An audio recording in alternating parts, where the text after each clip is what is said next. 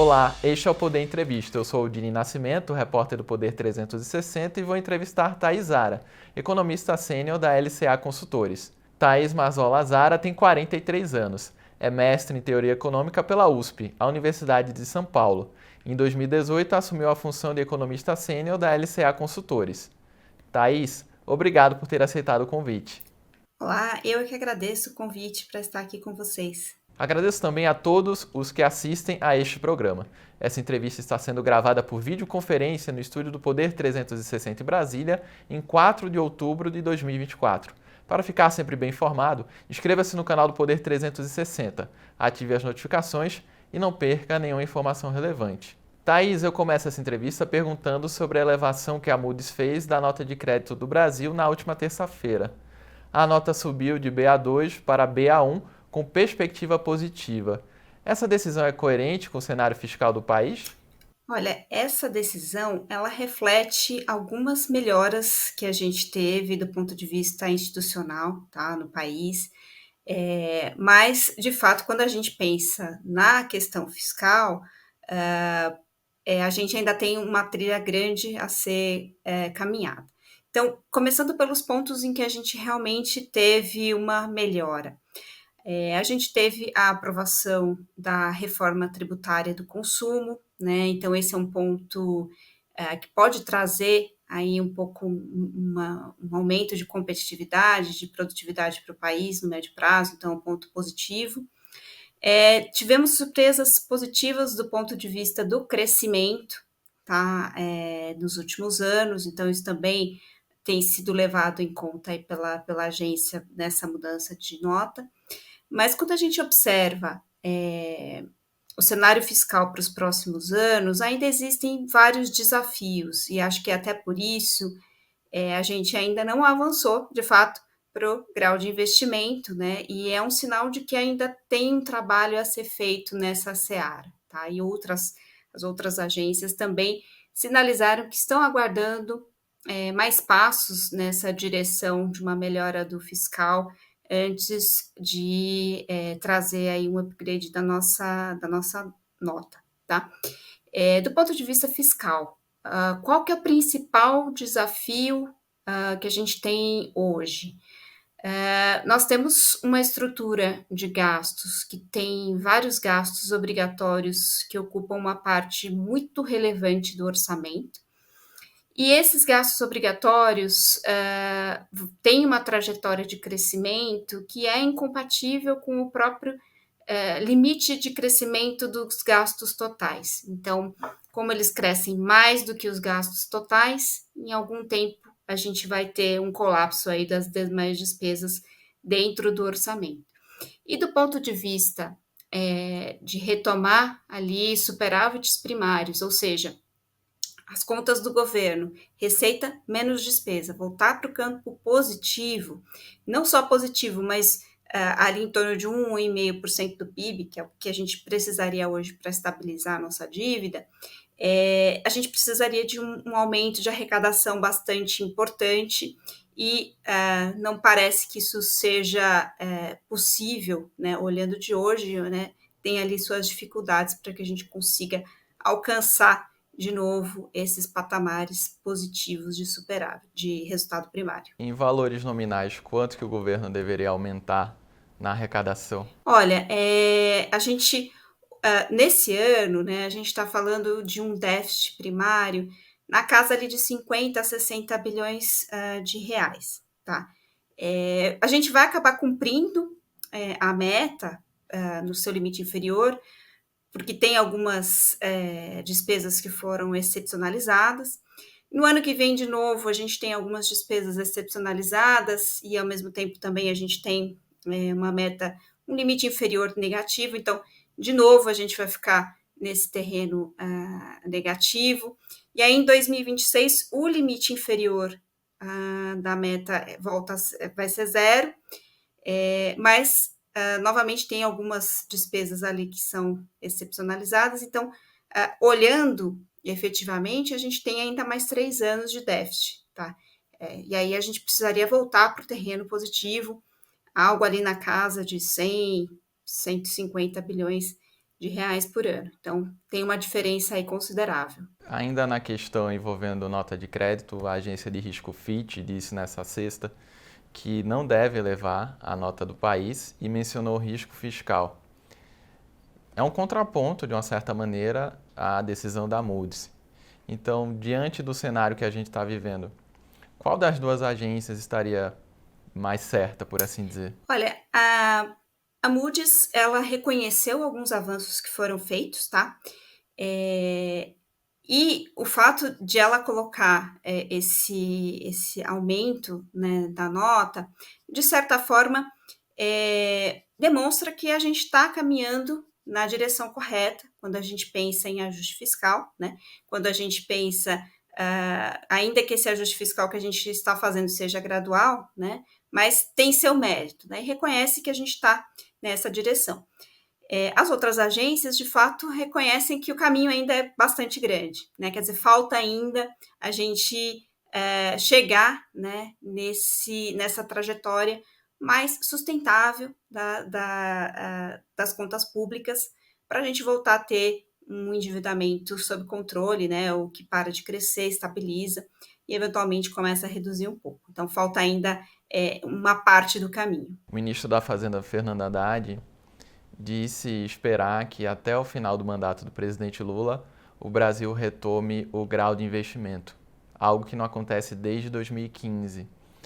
Na sua visão, a situação fiscal permite que seja vislumbrado no curto ou médio prazo a retomada do grau? Olha, eu acho que seria necessário a gente ter mais avanços, tá? Principalmente nessa questão da arrecadação, tá? Então, precisaria a gente realmente voltar a ter medidas que sinalizem uma arrecadação maior e também medidas que mostrassem alguma contenção dos gastos, né? Principalmente dessas despesas obrigatórias. Então, existem diversas medidas que têm sido tomadas, tá, para tentar conter o gasto dessas despesas, esses gastos obrigatórios, tá? O próprio corte, né, de algumas despesas via pente fino, né, etc., é um passo importante, mas a gente precisaria voltar a discutir alguns pontos, né, como, por exemplo, as regras para acesso a BPC, enfim, as próprias regras ali para o piso da saúde e da educação, para que a gente consiga vislumbrar a manutenção desse limite de crescimento dos gastos em um prazo mais longo, né? Como eu disse, se nada for feito, com o tempo, esse aumento das despesas obrigatórias vai acabar usando todo o espaço disponível no orçamento, né? E aí vai sobrar muito pouco para as despesas discricionárias. E aí, dentro dessas despesas discricionárias, a gente tem desde investimento até diversos gastos de custeio, tá? Então, não é possível você comprimir indefinidamente isso. E aí, das duas, uma, né? Ou você vai comprimindo ou você vai criando novas exceções para as regras. Isso reduz a transparência, algo que o próprio Banco Central tem chamado a atenção, né? Quer dizer, é importante a gente persistir, né, nesse caminho de ajuste fiscal, ainda que gradual, com transparência. Então, acho que essa é a preocupação principal nos mercados hoje, né, e de quem está olhando a nota de crédito do Brasil, ter certeza de que a gente está caminhando nessa direção. Se a gente conseguir avançar, talvez seja possível, mas o tempo é curto, né?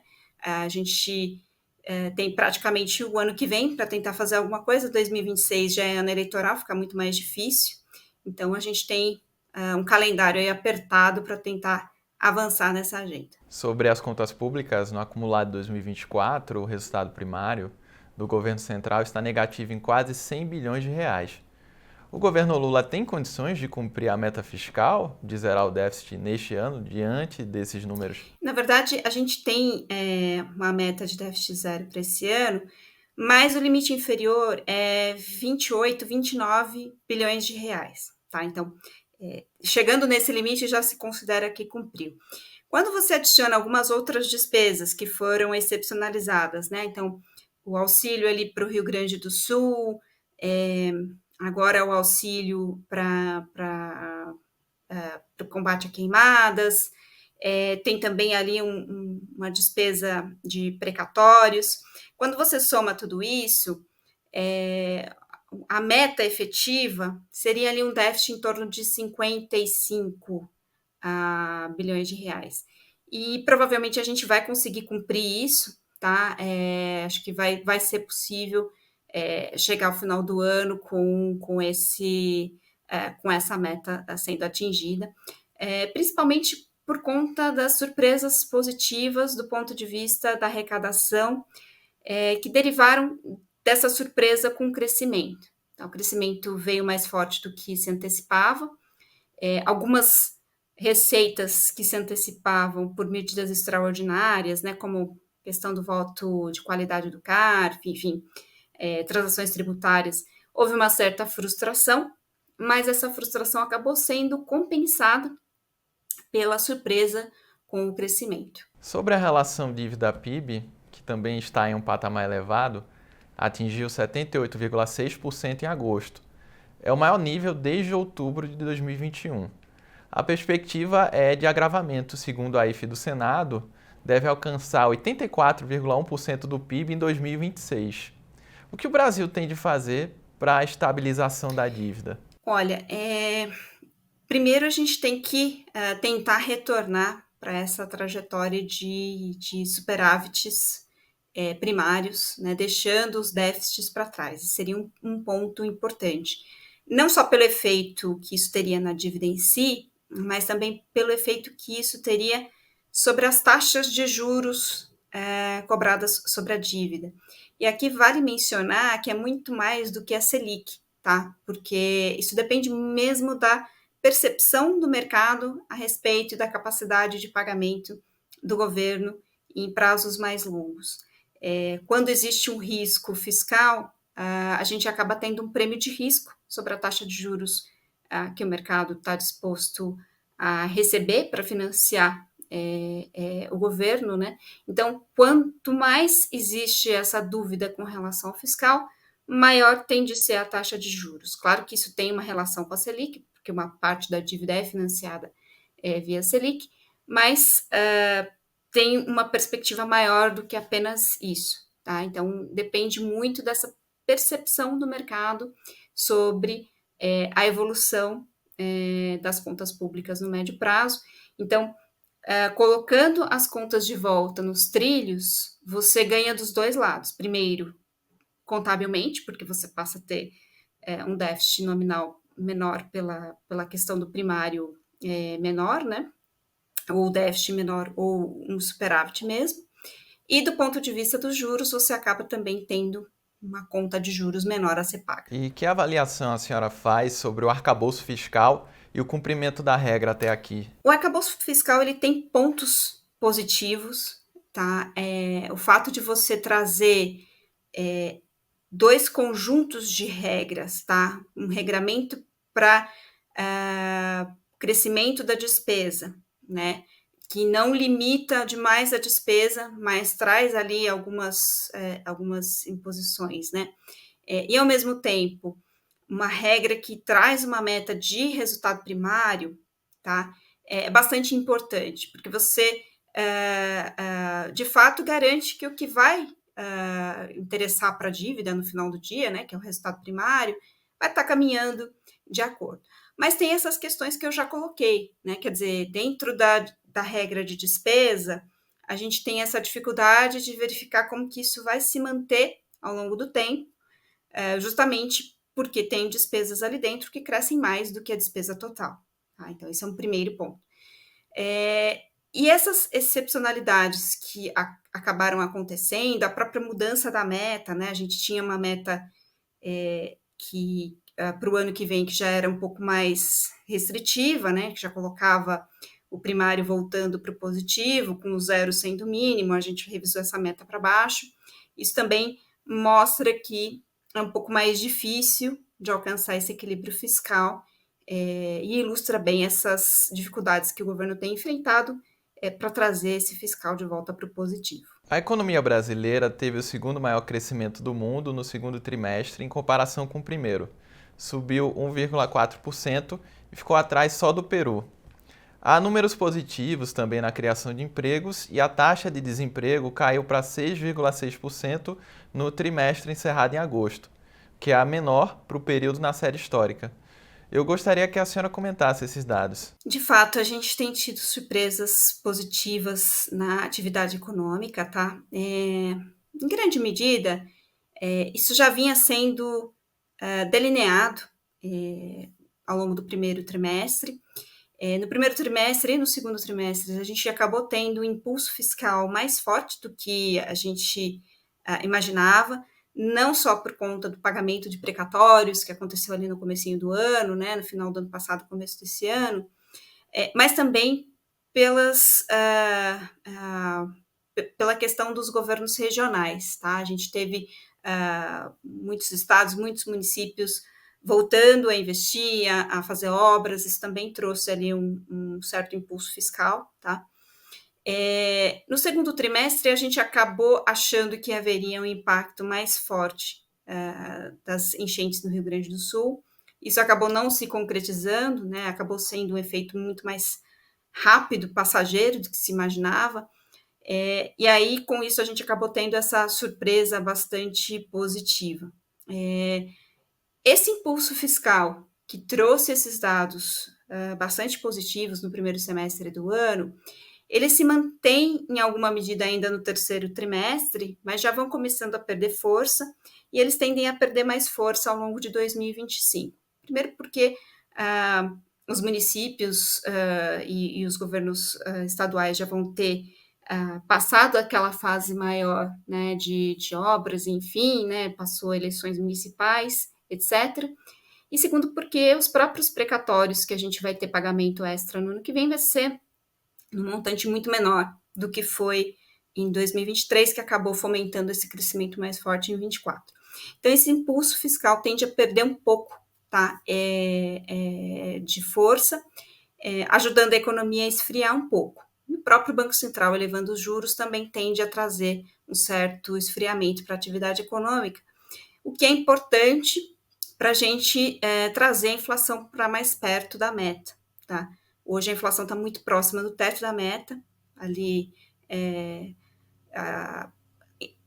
rodando em torno de 4,5% no acumulado em 12 meses, e a nossa meta é 3%. Né? Então, como a gente tem esse mercado de trabalho bastante apertado, né?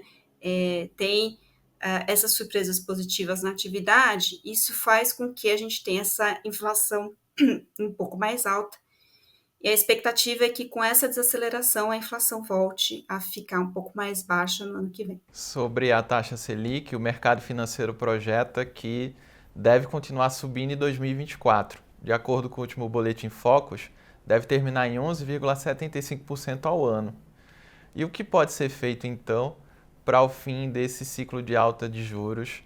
E, na sua visão, quando deve chegar ao fim, diante do cenário atual?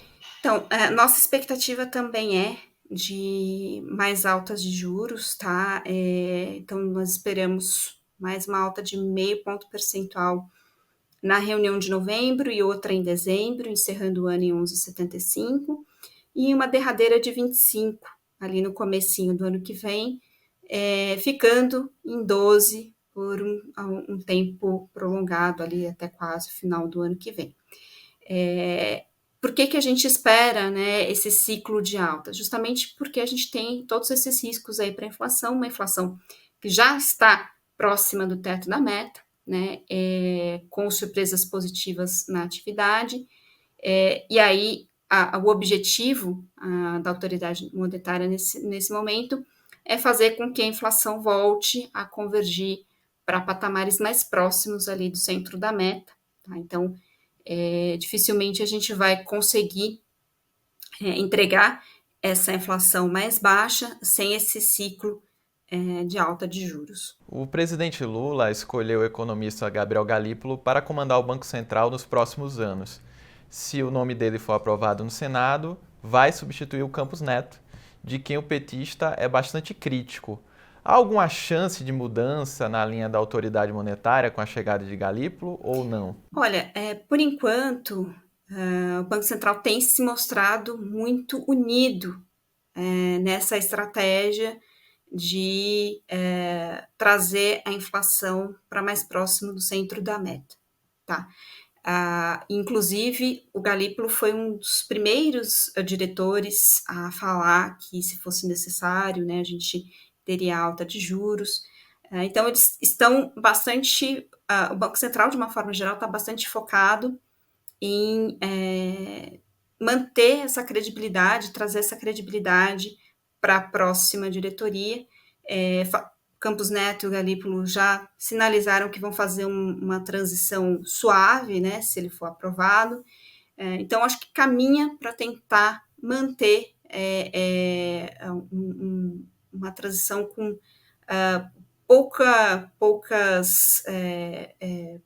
com o mínimo de disrupção possível. Sobre o conflito no Oriente Médio envolvendo Israel e Irã, houve uma disparada do preço do barril de petróleo, com receio de que a escalada interrompa o fluxo de exportações na região. Que projeção a senhora faz diante de toda essa situação? É importante a gente ter um pouco de contexto, tá? Sobre o momento em que a gente se encontra em termos de preços de petróleo, tá? A gente vinha com quedas expressivas de preço de petróleo nos últimos meses, por conta tanto da diminuição da demanda, especialmente na China, tá? A China passando a crescer menos, vai demandando menos, temores de demanda menor também nos Estados Unidos, que está passando por uma desaceleração da economia, e, ao mesmo tempo, as perspectivas de restabelecimento das cotas de produção da OPEP, a OPEP sinalizando que vai voltar a produzir um pouco mais. Então, isso trazia um ambiente mais propício a preços mais baixos do petróleo, né, ali em torno de $70 por barril. Todas essas evoluções recentes que nós tivemos nas tensões no Oriente Médio, é claro que trouxeram essas preocupações, né, com o fornecimento de petróleo, especialmente pelo Irã, mais ou menos ali 3% da produção mundial de petróleo. Também a questão do escoamento do petróleo do Oriente Médio, né? Os conflitos poderiam, de certa forma, prejudicar esse escoamento. Mas, ainda assim, o que a gente teve de efeito não trouxe os preços a patamares mais altos realmente do que a gente tinha 2, 3 meses atrás. Então, o momento agora é de monitorar se realmente a gente vai ter algum tipo de interrupção mais séria e mais grave, e, ao mesmo tempo, qual vai ser a reação dos países da OPEP. Eventualmente, eles poderiam até reagir antecipando esse aumento de produção que estava programado para acontecer ao longo do tempo e principalmente em 25. Então, tem aí alguns outros fatores que a gente precisa acompanhar ao longo do tempo, né? Inclusive, se realmente a gente vai ter uma interrupção de produção no Irã, como que vai ser isso? Caso a interrupção aconteça, o preço do barril do petróleo deve disparar, então, será que corre o risco de ficar próximo a $100? É uma possibilidade. A gente precisa ver qual vai ser a reação, por exemplo, da OPEP. Se a OPEP anteciparia ali, por exemplo, o seu aumento de produção. Tá? É uma possibilidade, mas tem outros atores envolvidos, e aí a gente precisa observar qual vai ser a resposta desses outros atores. Thaís, a regulamentação da reforma tributária tramita no Congresso e, nesta sexta-feira, o governo retirou a urgência do texto. O ministro da Fazenda, Fernando Haddad, já disse esperar que a conclusão seja feita em 2024, ano em que os congressistas se voltam às eleições municipais. Na sua visão, é possível concluir a regulamentação até dezembro? É possível que aconteça, que a gente já está aí bem perto da conclusão aí das eleições municipais em grande parte do país. Claro que algumas cidades ainda não, mas uma boa parte sim. Mas também, se a gente tiver algumas fases adiadas para o começo do ano que vem, não sei se teria um grande problema, já que a reforma só deve entrar realmente em vigor e começar aquela fase de transição em 2026. Mas hoje o cenário mais provável seria estender a discussão do texto para 2025? Eu acho que ainda acho que é possível votar nesse ano, tá? Mas vai depender aí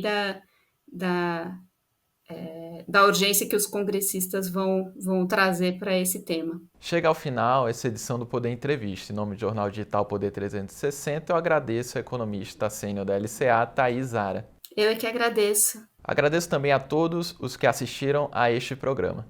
Essa entrevista foi realizada por videoconferência no estúdio do Poder 360 em Brasília, em 4 de outubro de 2024.